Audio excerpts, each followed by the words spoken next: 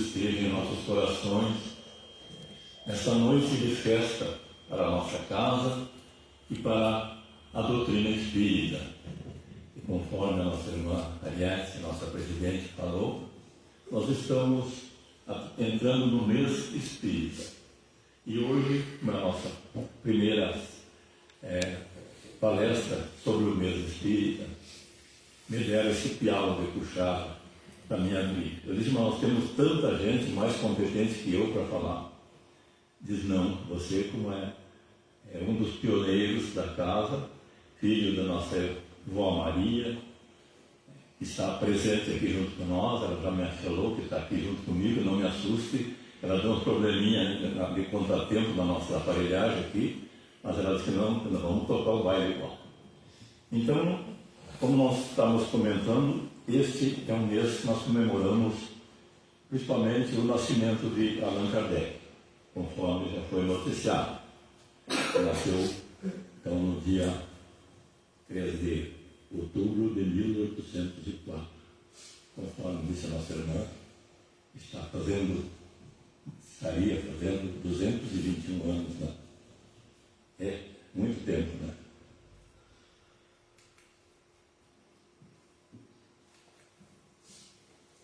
Mas como é que Kardec foi iniciar essa vida espírita dele? Ele que era católico, filho de família católica, e tinha o verdadeiro nome dele de Hippolyte Léon Denisard de Rivail.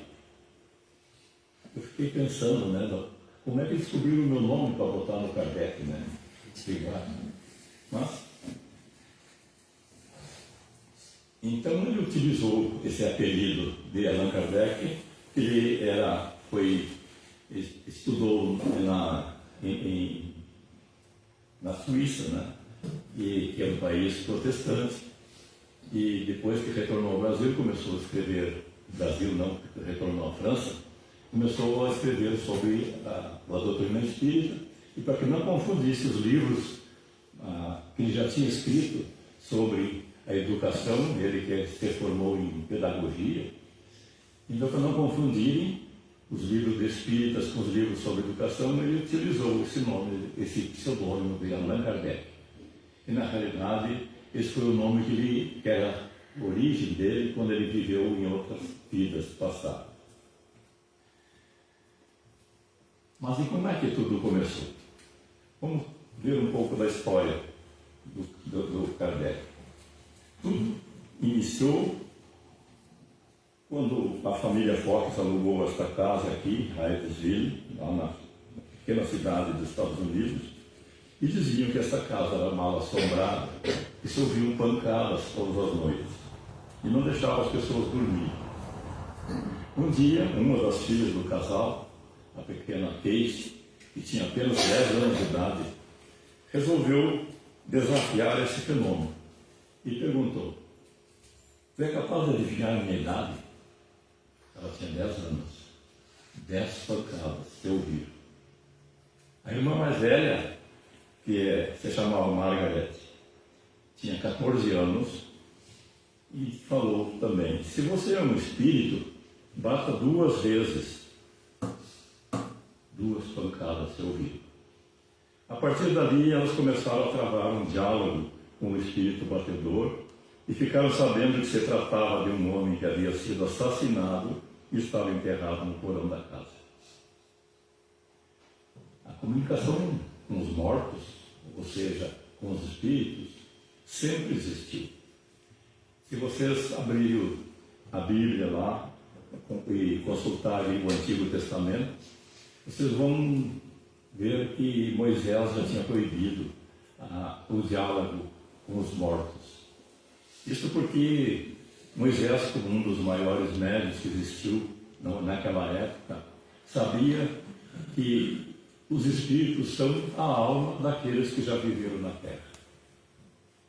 E continuam sendo do mesmo jeito que eram na Terra. Então, existem espíritos bons, mas também existem espíritos que não são muito bons.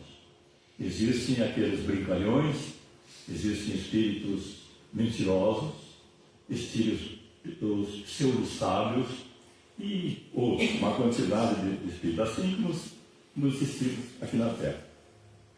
Jesus também falou com os mortos, né, com os espíritos.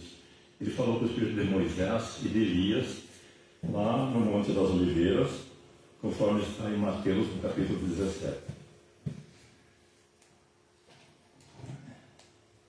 Algum tempo depois, as irmãs passaram a fazer a apresentação pública com mesas que se moviam e respondiam perguntas por meio de pancadas. Esse fenômeno, conhecido como tipologia, se espalhou por toda a Europa.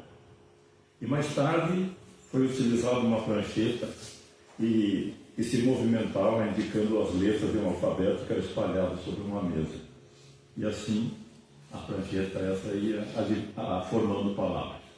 É uma espécie de sessão do copinho, né, que vocês já conhecem. Até hoje tem gente que ainda pratica, apesar de ser uma coisa muito perigosa. Conforme eu falei antes, existe toda espécie de espíritos. E nunca se sabe qual é o espírito que vai chegar ali numa sessão dessas aí. É por isso que o espiritismo tem um cuidado muito grande para se comunicar com os espíritos. A gente não se comunica com os espíritos em qualquer lugar. Só numa sessão mediúnica, muito bem aparelhada e muito bem protegida. E como católico, muito cético, Kardec não acreditava que fosse manifestação de espíritos. Dizia que se tratava de fenômeno de magnetização. Até que um dia foi convidado por um amigo para assistir uma dessas sessões e ficou impressionado com o que viu. Então resolveu investigar esse assunto. Criou um questionário com perguntas difíceis de responder e percebeu que todas as respostas estavam muito além da cultura dos médiuns que praticavam. Então, resolveu pesquisar, enviando perguntas para vários lugares e as respostas sempre se equivaliam. Então ele resolveu escrever um livro com essas perguntas e respostas, surgindo assim o Livro dos Espíritos, em 1857. A procura desse livro foi tanta que ele fundou a Sociedade Parisiense de Estudos Espíritas para pesquisar esses fenômenos mediúnicos. Em 1861, ele escreveu o Livro dos Médiuns. Esse livro é um verdadeiro manual para aquelas pessoas que têm o dom da mediunidade. Em 1864, ele escreveu o Evangelho segundo o Espiritismo, que é um livro onde os Espíritos explicam as parábolas de Jesus. Em 1865, surgiu o livro O Céu e o Inferno, que explica a justiça divina. Em 1868, a Gênese, que explica a origem dos milagres e dos fenômenos. Esses 5 livros formam os pilares da doutrina espírita. É interessante que o primeiro centro espírita que surgiu no Brasil foi criado em 1865, na Bahia. E graças ao incansável trabalho de Bezerra de Menezes, de Chico Xavier, também de Divaldo Franco e tantos outros, o Brasil tem hoje o maior número de adeptos da doutrina espírita no mundo. Mas ainda temos mais uma razão para nós comemorar este mês de outubro, porque foi neste mesmo mês de outubro que foi fundada esta nossa casinha e tanto nós alegramos em chegar aqui. É uma história mais ou menos parecida com a do Kardec. Vocês vão observando, vão ver que tem muita coisa em comum. E tudo começou quando essa senhora, que se chamava Ana Maria, minha mãe, e começou a ter vivências e outros casos mediúnicos. Ela, que era filha de família católica e morava para fora, no interior de Santo Ângelo, contava que quando era muito jovem ainda, ela estava lavando roupa numa fonte, numa sanga, e de repente apareceu uma imagem, a imagem de uma mulher para ela. Ela levantou os olhos e a imagem sumiu. E ela, tão assustada, correu para casa para contar para a mãe dela, que era a minha avó. E a minha avó disse que não era para ela se preocupar com isso aí, que isso era coisa da cabeça dela. Então, ela não falou mais para ninguém das suas visões. Porém, algum tempo depois, quando ela casou, ela foi morar nesta casa que se chamava Fazenda da Figueira, e uma das donas dessa fazenda está aqui na nossa casa hoje, foi uma das donas, hoje não existe mais essa casa, é uma casa que tinha mais de 200 anos. E nessa casa ela começou a ouvir pessoas caminhando pela casa e conversando. E ela achava que eram as crianças dela. Ela levantava, ia lá olhar e não tinha ninguém. As crianças dormindo tranquilamente. E esses fenômenos foram ficando cada vez mais frequentes. E o meu pai, que não entendia muito da coisa, achou que ela estava perdendo a razão. Um dia, conversando com um tio dela, tio José Beliche de Freitas, ele já tinha ido num centro espírita de Santa Maria. Naquela época era raro os centros espíritas aqui na nossa região. E ele de vez em quando ia a Santa Maria no centro espírita. E já tinha lido alguns livros de Kardec, especialmente o Evangelho segundo o Espiritismo. Então ele disse para meu pai: vocês têm que levar a Ana Maria, como ele chamava, a Santa Maria, para saber o que está acontecendo com ela. Tem que levar nesse centro que de vez em quando eu vou lá.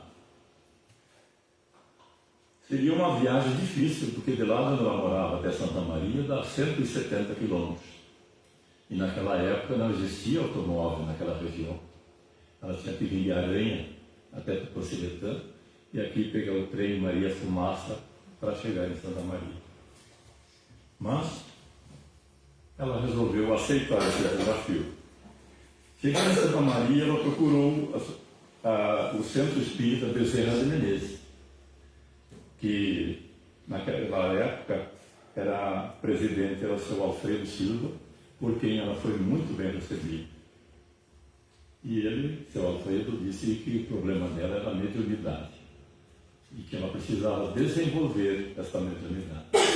E para isso precisava frequentar o centro pelo menos por um ano. E assim, nossa avó Maria resolveu ficar um ano morando em Santa Maria. Depois disso, ela veio morar em Tupaciretã. Aqui não tinha centro espírita, mas tinha alguns grupos de família que praticavam o espiritismo nas casas particulares. E ela começou a fazer parte de um desses grupos. Até que um dia ela resolveu criar um centro espírita. Então, com a colaboração de alguns simpatizantes da doutrina que participavam desse grupo, ela doou parte do seu terreno, que era aqui nessa esquina que ela morava, para a fundação de um chalé de madeira onde seria construído o centro espírita. Esta foi a nossa primeira casa espírita de Tupaciretã, onde tudo começou. É onde ela praticou tanta caridade e acolheu a todos que batiam na sua porta. Era uma época muito difícil. Havia muito preconceito com o espiritismo. Mas ela, como tinha mediunidade de cura, o centro estava sempre lotado. Ela fazia receitas de homeopatia, remédio da homeopatia. Essa minha irmã que está presente aí, que auxiliava na distribuição dos remédios. E ela escrevia mediunicamente as receitas. Uma letra, tipo letra de doutor, que ninguém conseguia entender, era só a minha irmã mesmo que sabia, porque ela já lidava com os remédios. Depois, em 1941, por sugestão de um advogado, o senhor Olinto Correia, que também era trabalhador da casa, sugeriu que transformasse o centro espírita numa sociedade. E essa sociedade foi registrada, então, na Federação Espírita do Rio Grande do Sul, no dia 18 de outubro de 1941. Portanto, no dia 18, nós estamos completando 84 anos. O centro é 4 anos mais velho que eu. E com o nome de Sociedade Espírita Bezerra de Menezes, que é esta casa que nos abriga que traz tanta luz, tanto conhecimento para nós, né? E foi nessa semente que deu fruto. Apesar de poucos os trabalhadores, daqui saíram pessoas, médiuns, e que criaram outras casas espíritas, como foi o caso do seu Cornélio Lucas Tolomé, de seus filhos Adão, Abraão, tem um parente que está presente aqui, que não me deixa mentir, né? E eles eram trabalhadores da nossa casa também, e foram fundar a sociedade Amor em Jesus. É isso, né? Também daqui saíram a Vera Barcelos, o Belmiro e o Alex Oliveira para fundar a Casa Chico Xavier. Portanto, esta é uma semente que gerou frutos. E graças a Deus, hoje nós temos um grande número de trabalhadores em nossa casa. E se fortalece na égide de Dr. Bezerra de Menezes, na prática da caridade e do amor ao próximo.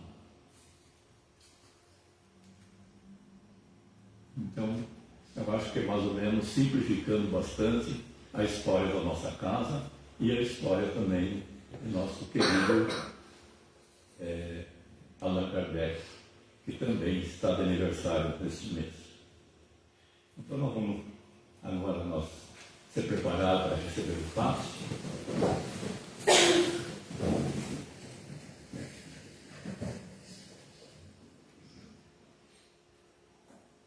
Levando o nosso pensamento ao nosso Pai maior, buscando cada um aquilo que vieram até aqui buscar. O conhecimento, o alívio para as suas dores, o alívio para as dores de algum parente que possa estar doente. Que o nosso pensamento seja transmitido através de nosso coração, e nesse momento se encontra irmanado entre todos os irmãos presentes, orando em benefício desta casa, em benefício de todas as casas espíritas de nossa cidade, em benefício da nossa população, em benefício de nosso Brasil e de nossa pátria, do mundial que se encontra tão atribulada nesses momentos difíceis.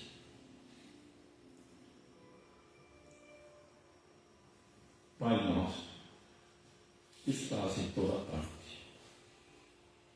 estás em mim, estás em nós e junto daqueles que partiram e deixaram nossas almas feridas para a saudade. Santificado seja teu nome, Senhor, porque és o nosso Pai e Criador de todas as coisas. Venha a nós o vosso reino. Que o reino de paz e de amor se derrame sobre toda a humanidade, fazendo com que as pessoas se conscientizem que somos tão pequenos e passageiros na terra. Que seja feita a vossa vontade, porque sabemos que tudo o que fazes é para o nosso bem. O pão nosso de cada dia dá-nos hoje. Dá-nos o pão que alimentará a nossa alma, para nos fazer melhores. Perdoa nossas ofensas, porque ainda somos escravos das nossas iniquidades, do orgulho e do egoísmo. Nos ensina, Senhor, a perdoar também aqueles que nos tenham ofendido, para que a raiva, o ódio, a vingança não encontrem acolhidas em nosso coração. Enfim, Senhor, dá-nos a força para resistir às tentações, frutos do nosso atraso moral. E livra-nos do mal dos homens e da obsessão dos maus espíritos. E assim seja.